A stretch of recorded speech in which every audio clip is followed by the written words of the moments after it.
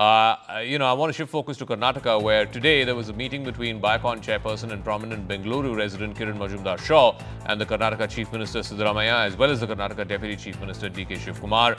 This is just days after there was a public feud on X, on the social media site, over the state of the pathetic civic infrastructure in Bengaluru. Kiran Majumdar-Shaw had criticized the state government and in particular the Deputy Chief Minister, and that received massive traction. It received massive public backing. That's become a bone of contention between her and the ruling Congress party government there in Karnataka.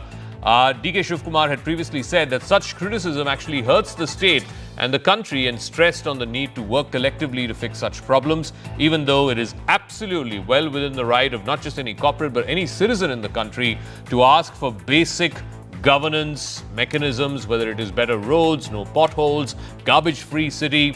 The near daily back and forth remarks and counter remarks that was happening between both sides, between the government ministers on the one side and corporate titans like Kiran Shaw and Mohandas Pai on the other, it became a very public standoff in the public spotlight. There were divided opinions on the issue of Bengaluru's civic infrastructure, and that made the national headlines. Today, seemingly, after this meeting, we're given to understand that some kind of a compromise has been arrived at. Sources telling CNN News 18 that Kiran Majumdar-Shaw explained to the Chief Minister and to the Deputy Chief Minister and submitted details on the issues that Bengaluru faces in terms of roads, garbage, better infrastructure, and the need really for attention towards better infrastructure in the city, which has huge kinds of traffic bottlenecks and other infrastructure bottlenecks.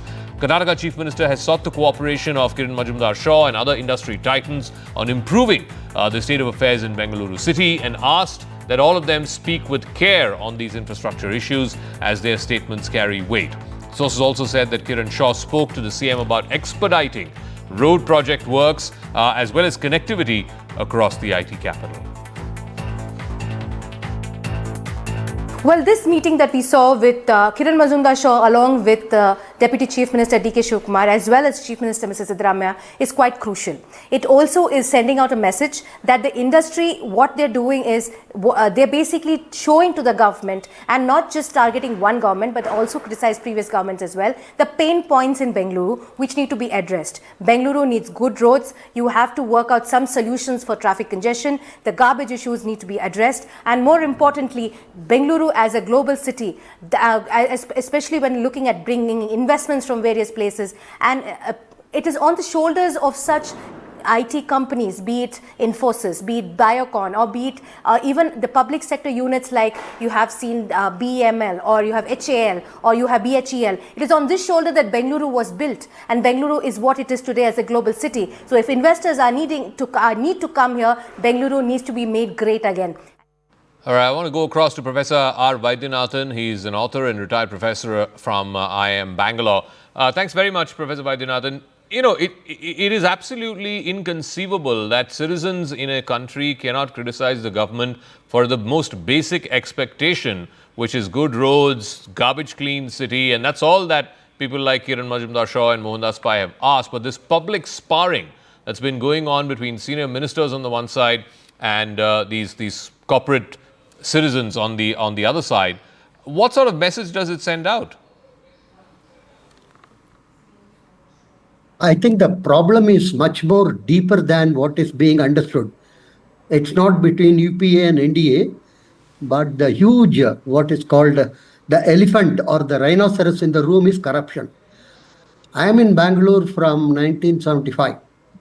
You can imagine the number of years I have spent here, and the problem is getting accumulated rather than getting solved.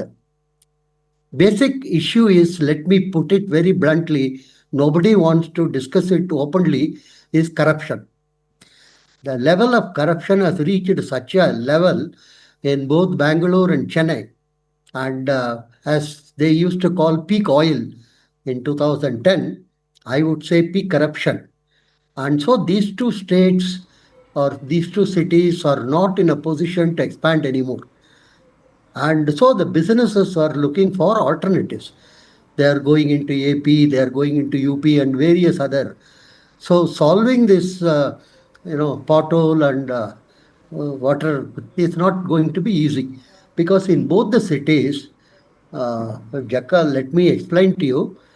The apartments have come like anybody's business, and all of them have come on what are known as Rajakaluvais, or on the what one can call the river basins type of a thing. And so the water is not able to flow unless you destroy all these apartment building. You are not going to get back to your original position. It's going to be very difficult. And why so much has come on top of these rivulets is corruption. From day one, it is corruption. No engineer of BBMP or the local municipal body has been dismissed from service or arrested. Maximum he has been punished by Suspension. changing from one location to another location. Go to that location and there you can do more corruption. So this is the type of a thing.